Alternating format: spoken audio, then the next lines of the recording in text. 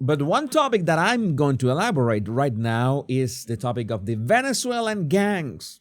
The Venezuelan gang, Tren de Aragua, Train of Aragua. You know that there was, I told you a story, what is called Tren de Aragua, because they had this huge project of create a train in Venezuela, and they put billions of dollars into it, an insane amount of money that was, of course, stolen by corruption. And one of the things that was financed with this was this colectivos, which are the, let's see, this informal way of the government of defending themselves, so they can blame any deaths of regular citizens on gangs. And then, well, the Tren de Aragua took off and took, it became a monster that the government couldn't control. And in the end, Nicolás Maduro said, you know what, let's say something. You don't attack us here, but I'm going to help you just move your operations into the United States. What do you think? Because Biden has those open borders in the southern border. I can move your people into the border. I can send you in planes right there to the Mexico frontier, and you go to the Mexico border and you just go right there. You just jump and then you begin operations in the United States. What do you think? What do you think? And all these gang leaders, these Venezuelan gang leaders who live in the jails back in Venezuela, and they are pretty much safer in there. It's something insane. They control all these operations from inside Venezuelan jails. And I have already told you that for these people, Venezuelan, los pranes, this is the name that we use for them, the gang leaders, jails are like luxury resorts. They have everything that they want at their disposal right there. But Tren de Aragua spreads to 16 states. 16 states. Remember that this report started with Colorado. In Aurora, Colorado, they already had 2 years of problems of a whole apartment complex that was taken from by these guys who were wielding already assault weapons. The American people have given Trump a mandate to enforce immigration law, but Democrat leaders say they will refuse to comply. Meanwhile, the Venezuelan gang Tren de Aragua has spread to 16 states. There must be consequences for officials who continue to facilitate this invasion. This must be stopped. As a Venezuelan myself, I'm telling you, this is bad. This is bad. Trump should do whatever he is going to do with the cartels, the Mexican cartels, and just label them like terrorists or threaten to national security and just wipe them out. It's that simple. It's something that you have to do. They are like rats with assault weapons, something that you really have to do something really quick about that.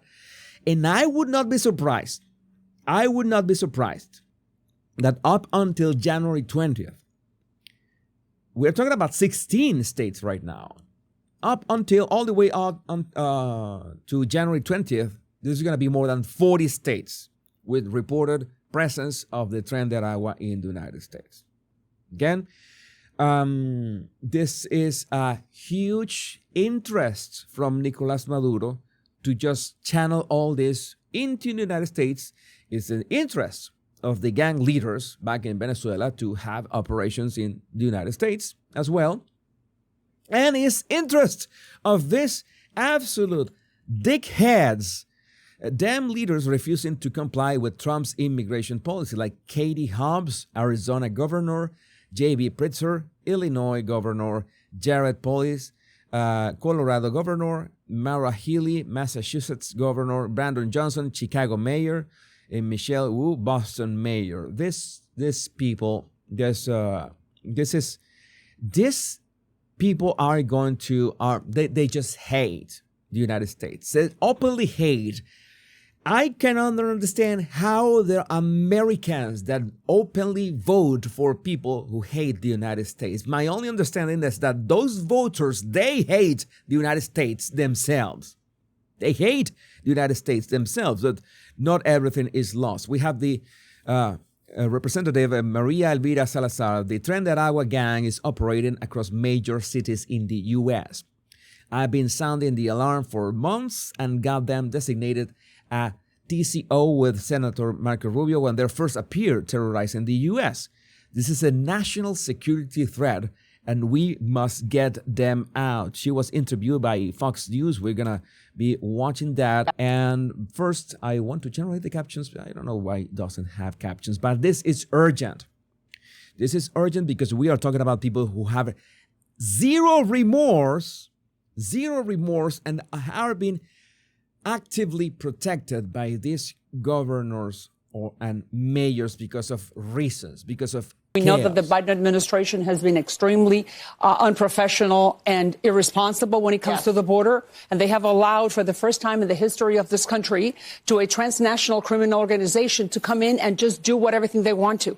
Let me just give you some fun facts about these people. Right now here in New York City, they control the food distribution in the migrant shelters. Food distribution. That's how they start. That's why all the migrant shelter stuff has to be eradicated. You have to just terminate that. Just build a lot of tents right along the border. You can have like a sandwich wall, like a wall in Mexico. Then you have some shelters and then another wall. And you have all those people in this like limbo, not inside the United States, but some shelters between two huge ass walls, and not just letting them into the cities. You don't do that. You don't do that. You don't let them in the first place. They are going to begin to do this. Control food. What? Food? Right now here in New York City, they control the food distribution in the migrant shelters. Food distribution. How do they do that? Well, because they have presence all over, and the other migrants are afraid. More than 500 arrests in this area in Times Square related to Tren de Aragua. They are in right now. 500 arrests, and they are arrested and then released. We already knew yesterday about people who attacked these rats who attacked the police. They resisted arrest. They were carrying an AR-15. What more do you want? And they were released 2 weeks after the fact. What more do you want? This is the chaos Tennessee, that they want to but they bring. have been in Colorado, in Texas, in Miami, in Georgia. So the Biden administration now, late in the game, has assigned $12 million to go after them. But this is that $12 million to go after them. $12 million.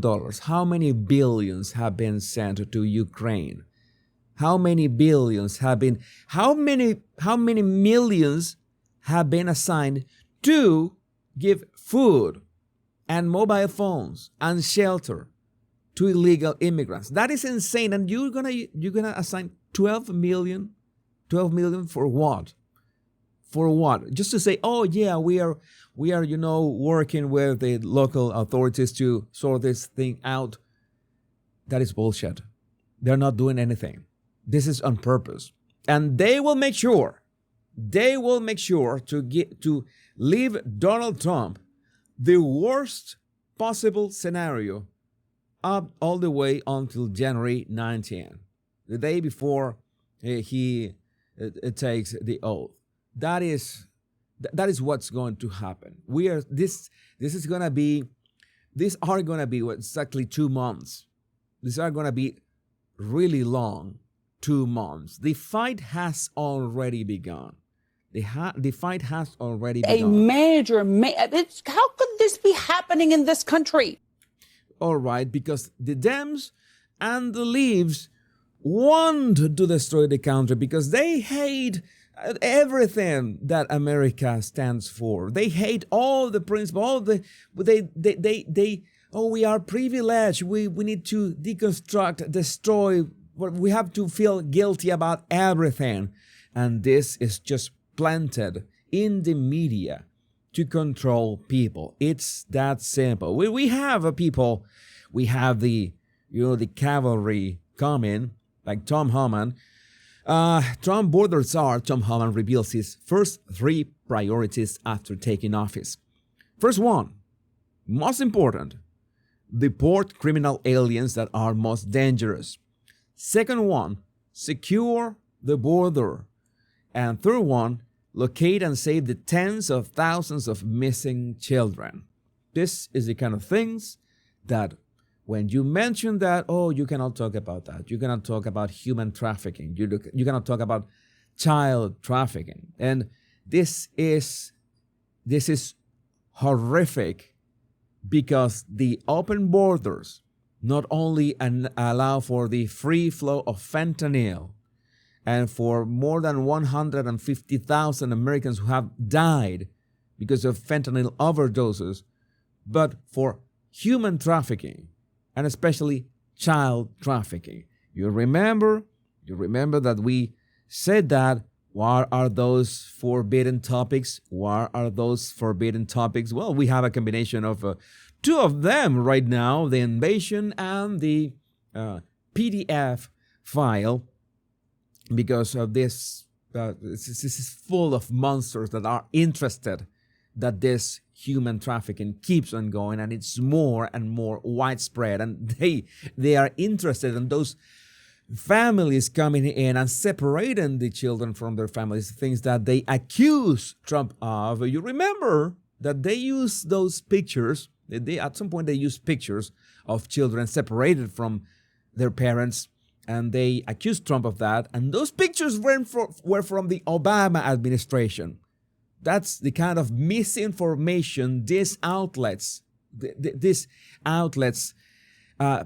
all the time.